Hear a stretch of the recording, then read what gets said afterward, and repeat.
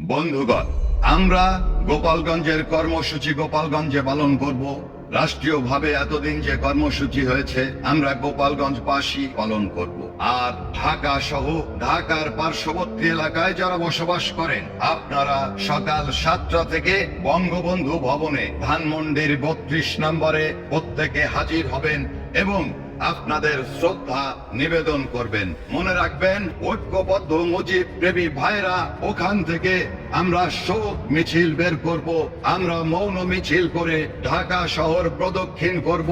আমাদের কর্মসূচি চলছেই চলবে। আপনারা সকলে ঐক্যবদ্ধভাবে সকল কর্মসূচি সফল করবেন এই আশাবাদ ব্যক্ত করছি। জয় বাংলা, জয় বঙ্গবন্ধু।